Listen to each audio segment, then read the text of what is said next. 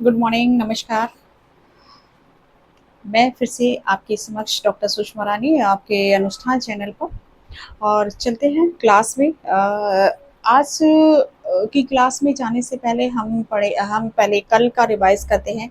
कल जो हमने पढ़ा था, कल हमने पढ़ा था जो भी हमारी एजुकेशन थी, वैदिक पीरियड की, पोस्ट वैदिक पीरियड की, आपकी बुद्धिज्म पीरियड की और आपकी मुस्लिम पीरियड की। तीनों ही जो हमारी तीनों पीरियड की जो एजुकेशन थी उसमें हमने कंपेयर किया था। उसमें किसमें किसको क्या कहते थे, गुरु को क्या कहते थे, शिक्षक उसमें शिक्षक को, टीचर को किसमें क्या क्या कहते थे, कौन कौन से स्कूल्स थे, कौन कौन से इंस्टीट्यूशन थे, कौन सी लैंग्वेज थी। ये सारी चीज़ें हमने कल की जो हमारी क्लास थी, जो हमने डिफरेंस डिफरेंस करके पढ़ा तीनों ही पीरियड की एजुकेशन को, उसमें हमने कल पढ़ा। आज जो हमारी एजुकेशन है मॉडर्न एजुकेशन, जब हम बात कर रहे हैं अभी मॉडर्न एजुकेशन से मीन्स की ब्रिटिश एजुकेशन इन इंडिया। अब जो ब्रिटिश एजुकेशन है, देखिए लगभग जो 200 के आसपास ब्रिटिशर्स ने भी हम यहाँ राज किया। ऐसे ही हमारे जो हमारे मुस्लिम शासक थे उन्होंने भी इंडिया पे राज किया। और उससे पहले बुद्धिज़्म और ये हमारा जो अपनी भारतीय संस्कृति थी, जो अपने आर्य लोग थे, जो वैदिक उसमें थे। तो यहाँ पर अब हम आज जब बात कर रहे हैं ब्रिटिशर्स की, ब्रिटिशर्स कब आए, कहाँ से आए, क्यों आए? ब्रिटिशर्स यूरोप से आए, ब्रिटिश से आए। अब इन्होंने सबसे पहले 1600 में जो ईस्ट इंडिया कंपनी थी, ईस्ट इंडिया कंपनी की स्थापना की। ईस्ट इंडिया कंपनी जो आई थी वो आपका जब औरंगजेब का टाइम था तो वहां पर एक मुंडो आए थे। उन्होंने कुछ ऑप्शन रखे कि बिजनेस करने के लिए हम आना चाहते हैं, बिजनेस की परमिशन ली और उस टाइम पर उन्होंने परमिशन दे दी। अब जब परमिशन दे दी इनको, तो इन्होंने अपनी कंपनी यहाँ पर स्टेबलाइज की और स्टेबलाइज की सिर्फ बिजनेस के पर्पज से। लेकिन जब इन्होंने यहाँ पर देखा कि यहाँ तो बिजनेस तो व्यापार के साथ साथ यहाँ पर आपस में ही उस टाइम लोग बटे हुए थे, है ना। जैसा अगर हम बात करते हैं जितने भी हमारे राजे रजवाड़े थे, छोटे छोटे उसमें बटे हुए थे, आपस में एक दूसरे को लेट डाउन करते थे। तो इस चीज का फायदा मुस्लिम लोगों ने भी उठाया और इस चीज का जो वो फायदा इन ब्रिटिशर्स ने भी उठाया। अब ब्रिटिशर ने धीरे धीरे वो बिजनेस करने आए। बिजनेस उन्होंने क्या किया, आपका मसालों का बिजनेस किया। उस टाइम पर मसाले बहुत, आज भी मसाले बहुत महंगे बिकते थे और इसका व्यापार इन्होंने किया। नील की खेती ये कराते थे, जो कि उस टाइम पे नील की खेती क्या होता है कि जिस खेत में वो हो जाती है उसके बाद वहाँ दोबारा कोई खेती नहीं कर सकते। वो जो खेती है वो बंजर हो जाती है और वो नील जो बिकता था बहुत महंगा बिकता था। तो इसलिए यहाँ पर इन्होंने जबरदस्ती नील की खेती कराई। और सोना चांदी जो भी भारत में था उस टाइम, ये बहुत ज्यादा था। और ऐसे ही तो मुस्लिम लोग ले गए यहाँ से लूट लूट के बाहर, है ना। अगर आपने मोहम्मद गजनवी को सुना होगा, मोहम्मद गजनवी ने 17 टाइम भारत पे आक्रमण किया। वो यहाँ से 17 टाइम आक्रमण करके यहाँ का सोना चांदी इतना आकर्षित हुआ था वो, कि यहाँ से सोना चांदी वो ढो ढो के ले गया यहाँ से, भारत से।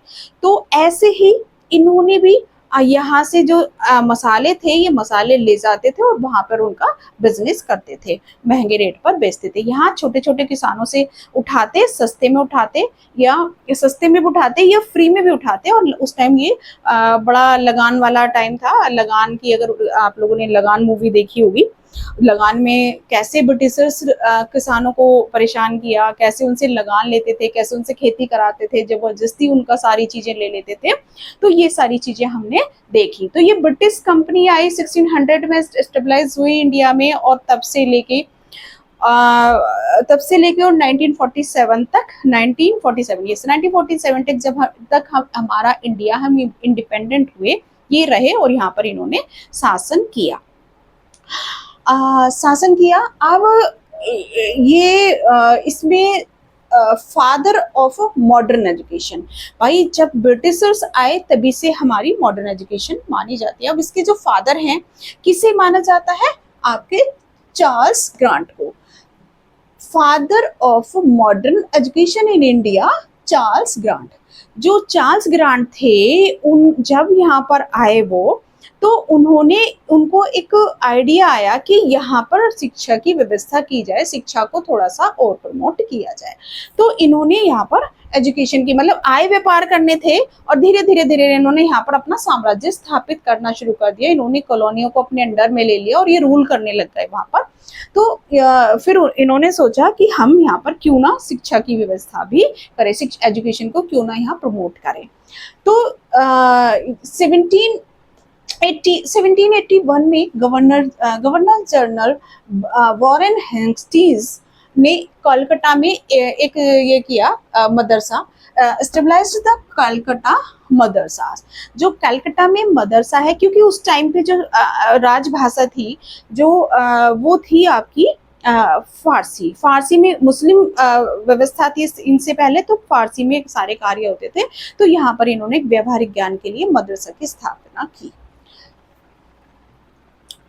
नेक्स्ट है British in India refer to system of education introduced and developed by the British colonial government during their rule in India, and had a profound impact on Indian society and continue to influence the country's education system today। जब इन्होंने उस time पर जो भी अपनी उस time क्या था, वहाँ से, वहाँ की गवर्नमेंट रूल कर रही थी यहाँ पर इंडिया को।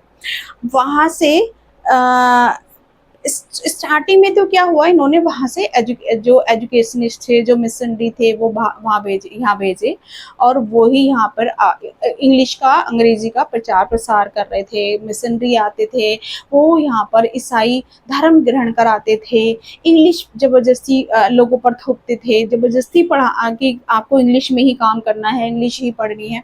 तो ये सारी चीज़ें यहाँ पर कर रहे थे, ये अपने तरीके से रूल कर रहे थे, और यहाँ पर उन्होंने तब से किया, और आज तक भी हम देख रहे हैं कि आज तक भी वो हमें इन्फ्लुएंस कर रहे हैं। आज भी हमारी जो एजुकेशन है वो ब्रिटिशर्स से इन्फ्लुएंस्ड है आज तक। जो हमारी आज की सोसाइटी है ना, आज का जो सिस्टम है, हम देखते हैं कि जैसे कि उन्होंने जो व्यवस्था दी थी उस टाइम पे, आपका प्राइमरी है, मिडिल है और हायर क्लास है।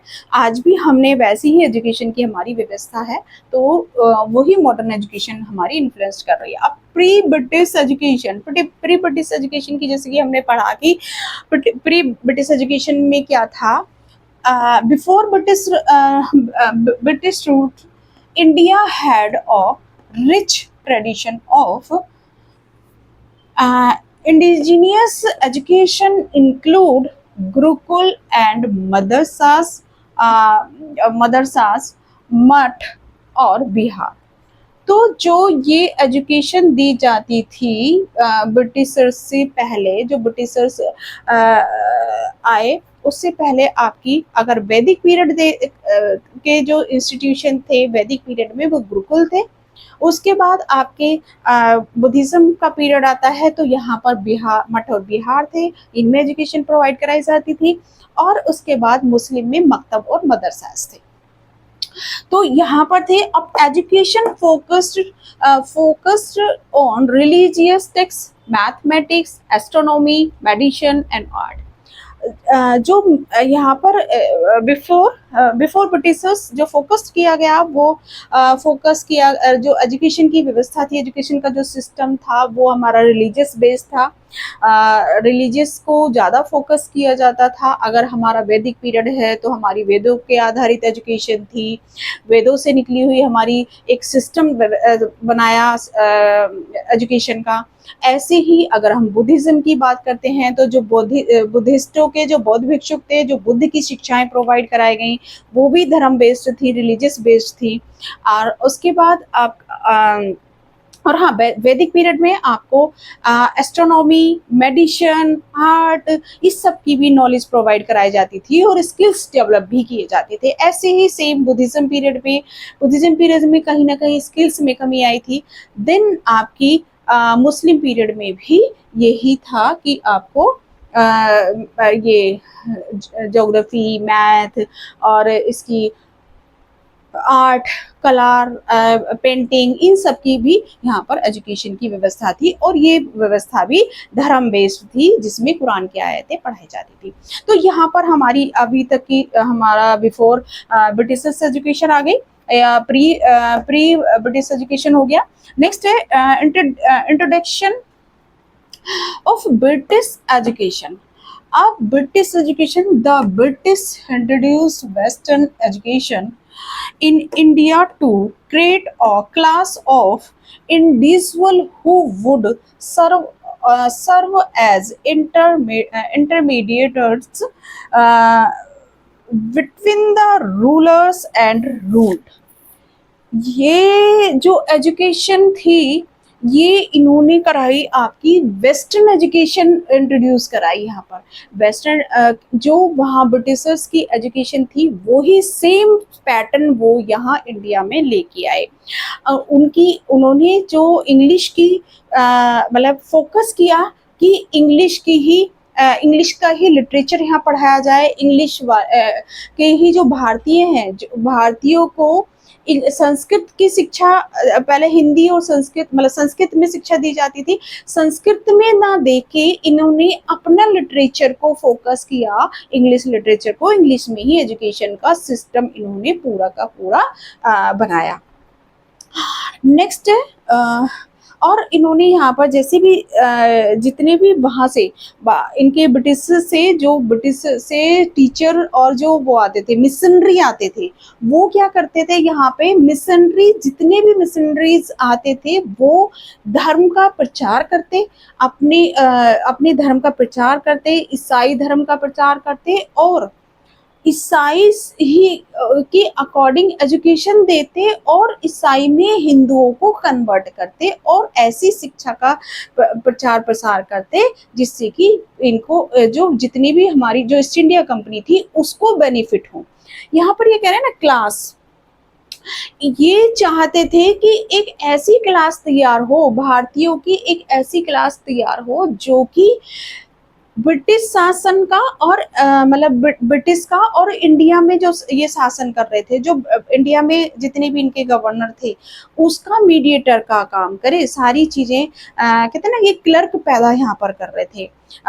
सारे हायर पद पे इन्होंने, चाहे कंपनी हो, चाहे यहाँ रूल कर रहे थे वहाँ या ब्रिटिश, सभी जगह इन्होंने अपने हायर पोस्टों पे अंग्रेजों को डिप्यूट किया हुआ था। अंग्रेज ही वहां पर सारा कार्य संभालते, लेकिन जो क्लरिकल वर्क था वो सारा इंडियन के हाथ में था, सब इंडियन को ही करना होता था। तो ऐसे ये क्लर्क यहाँ पैदा करना चाहते थे, ऐसी एजुकेशन की इन्होंने व्यवस्था इंडियंस के लिए की। नेक्स्ट है द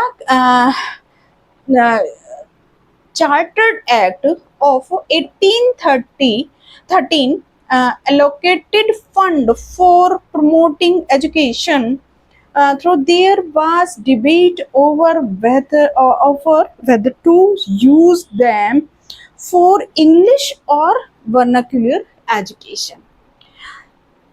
अब यहाँ पे इन्होंने अपना रूल के अकॉर्डिंग एजुकेशन की व्यवस्था तो कर दी। अब क्या था, जब कोई भी एक्ट बनते थे, कोई भी एक्ट का, जैसे अभी 1813 में एजुकेशन का एक्ट था, ये चार्टर एक्ट था, इस हर एक मतलब आफ्टर 20 इयर्स जो भी एक्ट आता था उसमें कुछ ना कुछ रिन्यूअल होते थे। क्या उस टाइम की नीड थी, उस टाइम जो सोसाइटी की नीड थी उसके अकॉर्डिंग फिर आगे आफ्टर 20 इयर्स क्या नीड है तो पॉलिसी में कुछ चेंजेस होते थे।